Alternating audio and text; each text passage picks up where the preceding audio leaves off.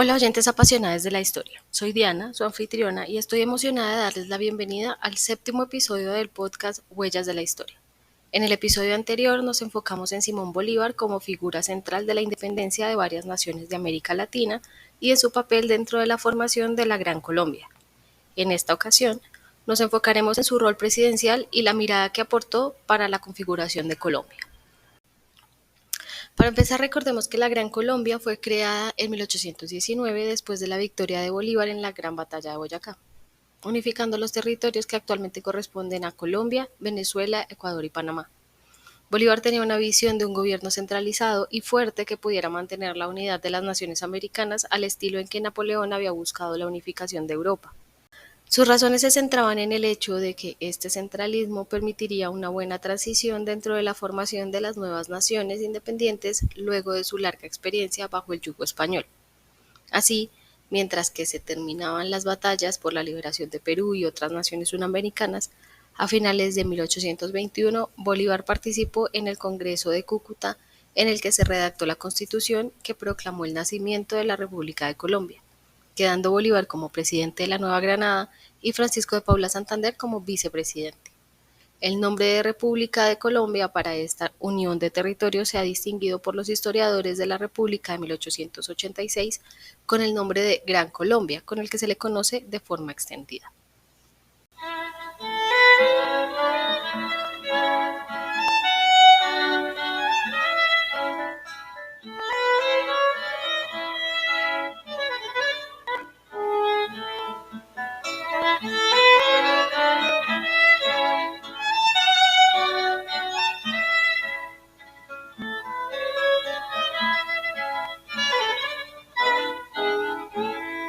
A propósito de Santander, fue elegido con recelo por ser menor de 30 años y por no conocerle muy bien en los territorios de Venezuela y Ecuador. Además, parte de esos territorios se enfrentaban aún batallas contra el dominio realista y no tuvieron una mayoría representativa en las decisiones del Congreso de Cúcuta. A pesar de esto, la República de Colombia tuvo cierto tiempo de relativa estabilidad y gozó de prestigio en toda Hispanoamérica. Sin embargo, esta buena racha solo duraría hasta mediados de 1826, debido a todas las grietas que se habían desarrollado a lo largo de los años y que tenían origen en la desconfianza que generaba un gobierno central ubicado en Bogotá, una ciudad alejada geográfica y políticamente de las situaciones particulares que se vivían en territorio venezolano, ecuatoriano e incluso en la propia Nueva Granada. En este Congreso de Cúcuta se estableció que se terminaría un tiempo de 10 años para el gobierno centralista, además bajo la guía de Bolívar, pero más la de Santander, que ejercía cuando Bolívar se ausentaba para seguir la lucha independentista. Se promulgaron varias reformas de tipo liberal buscando ampliar las libertades individuales en asuntos políticos, religiosos y económicos, limitando a su vez el poder de la Iglesia Católica. Entre las leyes sancionadas estaban la de manumisión, basada en la Ley Antioqueña de Libertad de Vientres de 1814, que decretaba que todos los recién nacidos de madres esclavizadas serían libres al alcanzar los 18 años. Sin embargo, pese a la ley y a la promesa hecha en Haití, a cambio de su apoyo a la independencia, aún se obligaba a los hijos e hijas a trabajar para el esclavizador de la madre hasta alcanzar dicha edad de manera de compensación. También se ratificó el decreto de abolición de tributo de indios que se había determinado en 1810 en la Junta Suprema de Santa Fe, pero lejos de significar una mejora en el reconocimiento de los derechos de los indígenas y su propiedad sobre la tierra, la ley los declaró ciudadanos iguales en derechos, lo que los obligó a pagar otros impuestos de los que antes estaban exentos, y también se liquidó la existencia de los antiguos resguardos.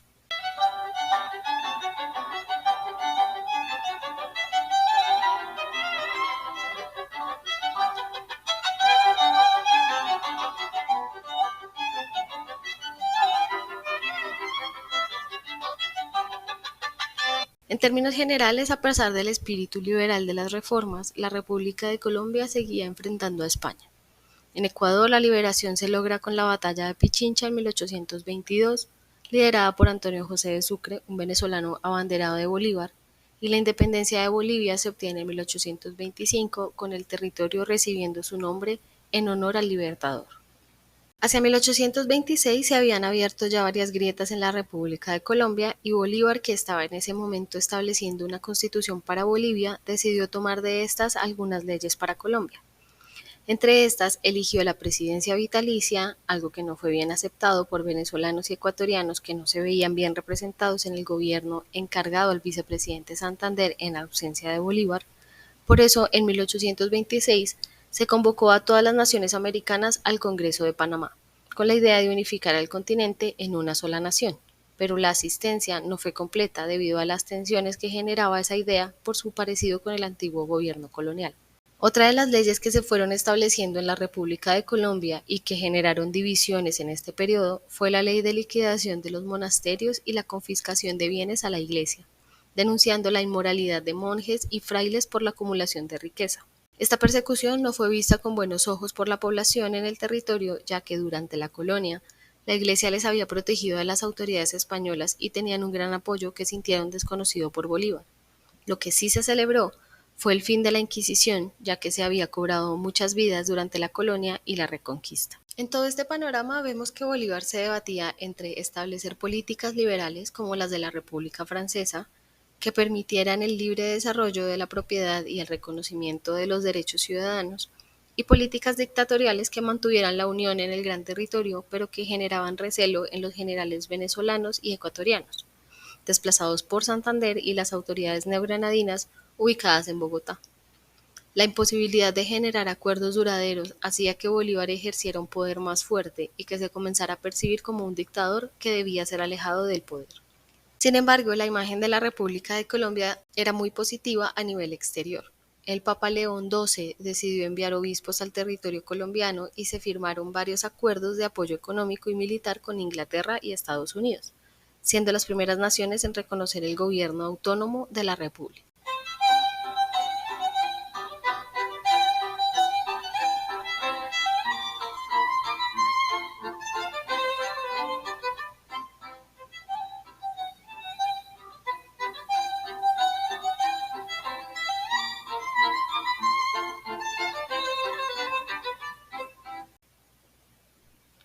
Inglaterra, de hecho, prestó 30 millones de libras esterlinas para el pago de deudas adquiridas durante las guerras de independencia.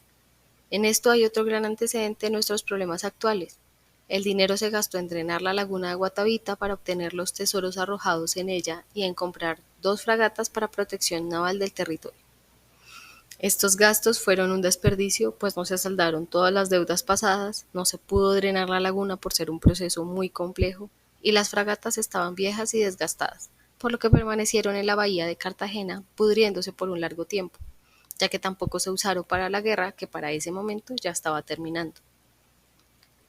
Algunos extranjeros mostraron interés en invertir en la nueva nación, como un alemán que inició la navegación a vapor por el río Magdalena. Su intento, sin embargo, no duró mucho, ya que los barcos se encallaban a lo largo del río y la navegación pronto se suspendió. Por otro lado, los británicos trajeron la afición por los caballos y la cerveza, e incluso comenzaron la repartición de Biblias. Esto último fue permitido por Santander como una forma de dar paso a la libertad de culto, pero fue criticado fuertemente por los ciudadanos afiliados al catolicismo por creer que se quería imponer la religión anglicana y dar paso a una persecución del catolicismo, como había ocurrido en Gran Bretaña. En 1826, además de los problemas internos entre Venezuela, Ecuador y Colombia, el mal uso de los préstamos obtenidos y las contradicciones económicas ponían a la República en la lista de aquejados por la deuda externa y se mostraba esta nueva nación como insolvente. Aunque la guerra con España había terminado, Bolívar seguía invirtiendo en la guerra y en mantener un perfil militar, lo que no permitía la inversión en otros aspectos necesarios para el desarrollo. Los impuestos recogidos no se utilizaban en la creación de escuelas para acabar con los grandes índices de analfabetismo e incluso se estableció que la falta de educación era responsabilidad de los ciudadanos que no se educaban a sí mismos. Como dijimos antes, para los venezolanos era exasperante el centralismo ejercido desde Bogotá, dada su ubicación geográfica que la hacía sentir tan alejada como Madrid. Los venezolanos estaban de acuerdo con el centralismo, pero no eran partidarios de ser liderados desde esta ciudad. En Ecuador, el comandante venezolano José Antonio Páez Fue denunciado por reclutamiento forzado y los ciudadanos de todo el territorio republicano comenzaron a denunciar el abuso de poder ejercido por las fuerzas militares y a pedir autonomía regional. Además, los ecuatorianos estaban en desacuerdo con las reformas anticlericales, sobre todo teniendo en cuenta que esta región había sido un gran centro de apoyo del realismo hasta la violencia ejercida en la Reconquista. Páez no aceptó las acusaciones de reclutamiento forzado y logró apoyo en la zona, por lo que se produjeron algunas revueltas en territorio ecuatoriano, aprovechadas por los partidarios del federalismo.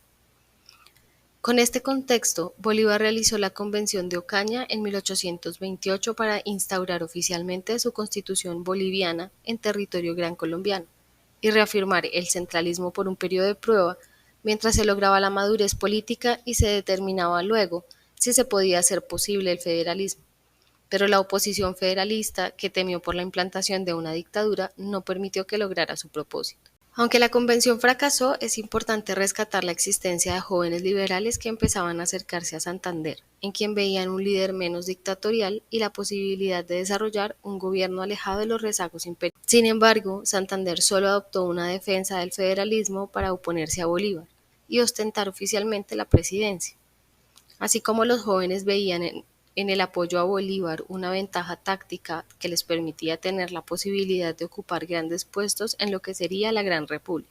Podemos ver en este hecho la tendencia nacional a dejar de lado los propios ideales políticos ante la posibilidad de obtener un beneficio de ejercer cargos públicos, un gran antecedente de las hoy llamadas mermeladas y cambios continuos de partido que nos aquejan en la actualidad.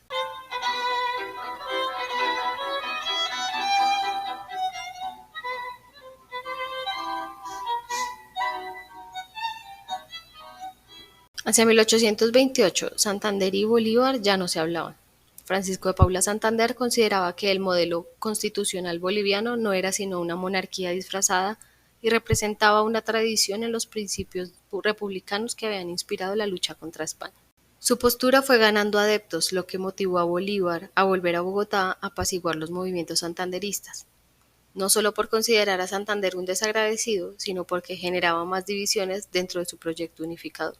Sin embargo, Santander tenía una mayoría de seguidores al oriente de Colombia, donde habían oligarcas de segunda categoría, negociantes y profesionales que mejoraron su estatus social tras la independencia. Por su parte, Bogotá, Cartagena y Popayán se orientaban hacia Bolívar, a quien también apoyaban los seguidores de la Iglesia Católica y algunos venezolanos. Entre 1828 y 1829, los seguidores de Santander habían logrado participación popular, pues los programas reformistas tendían a mantener a las masas populares en desventaja, y los santanderistas pretendían que el Estado dejara de lado un objetivo paternalista y les diera las oportunidades de libertad a los ciudadanos. Estas tensiones entre Bolívar y Santander derivaron en grupos locales de simpatizantes de uno y del otro. Por ejemplo, el héroe naval José Prudencio Padilla estuvo al frente de un grupo de simpatizantes de Bolívar provenientes de las más bajas esferas sociales, mientras que José María Obando creó un grupo de simpatizantes de Santander al que pertenecían sobre todo partidarios del libre comercio. Para controlar la situación, Bolívar convocó una asamblea de notables que le dio poderes dictatoriales para salvar la idea unificadora de la República de Colombia. Este proceso se replicó en diferentes naciones latinoamericanas, donde se presentaron conflictos entre el anhelo centralizador de los gobiernos imperiales y las reformas liberales que dieran paso a nuevas formas de organización. En algunas naciones los movimientos fueron controlados con acuerdos locales, mientras que en otros, como Colombia, se llegó al derramamiento de sangre para imponer los decretos dictatoriales, brindando privilegios especiales a los ejércitos y restableciendo el tributo indígena sobre la tierra. Por esta razón, un grupo de jóvenes decidieron planear el asesinato de Bolívar. Entre ellos se encontraban varios profesionales liberales como Mariano Espina Rodríguez. Así, durante la llamada Noche Septembrina del 25 de septiembre de 1828, los conspiradores entraron al Palacio de San Carlos en Bogotá, que ejercía entonces como residencia presidencial. Al intentar entrar a la habitación donde se encontraba Bolívar, fueron detenidos por Manuelita Sáenz, patrocinadora de las campañas libertadoras y confidente del venezolano. Ella logra alertar a Bolívar, quien escapa por la ventana de la habitación.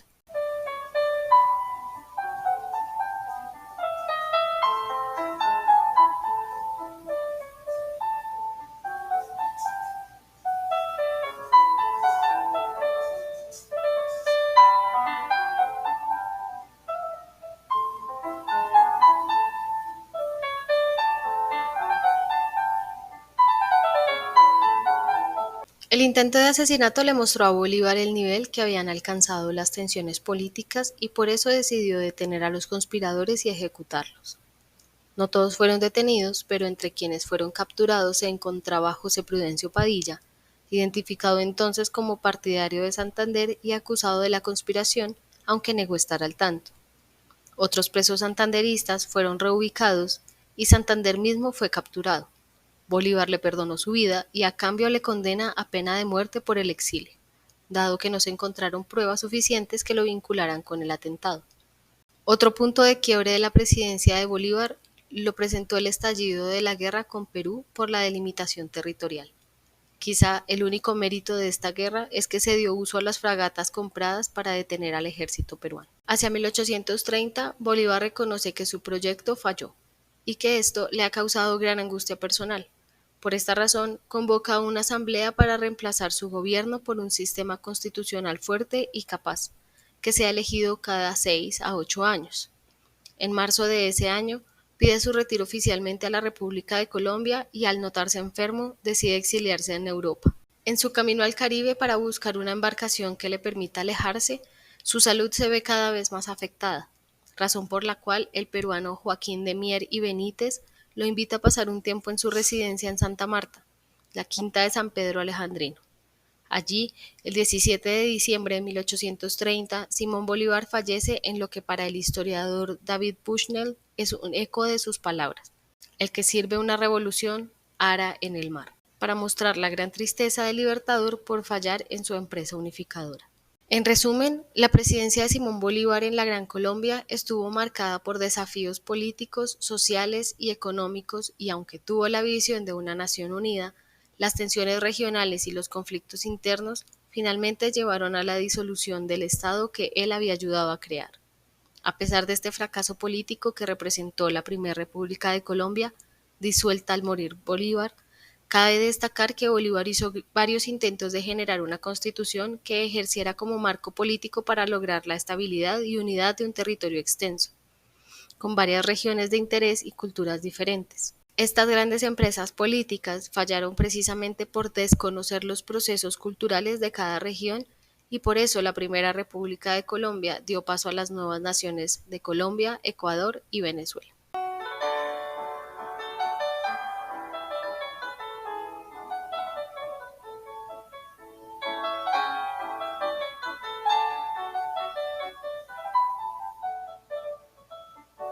El fallecimiento de Bolívar marca el fin de una era y el comienzo de una nueva etapa en la historia de América Latina.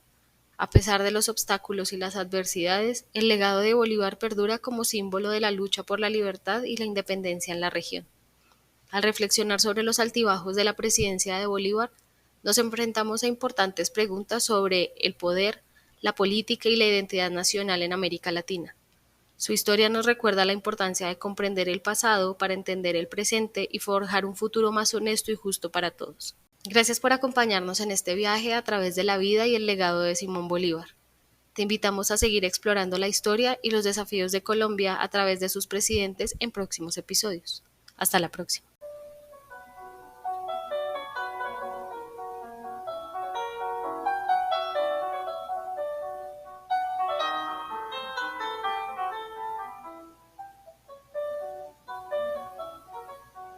Como siempre, les invitamos a dejarnos sus comentarios acerca del contenido de este episodio y les recordamos seguirnos en Instagram y Twitter para mantenerse al tanto de las novedades. No se pierdan el próximo episodio donde continuaremos explorando las huellas de la historia. El resultado es claro. La burguesía es hija de la colonia y viceversa. La opresión está reunida en masa bajo un solo estandarte.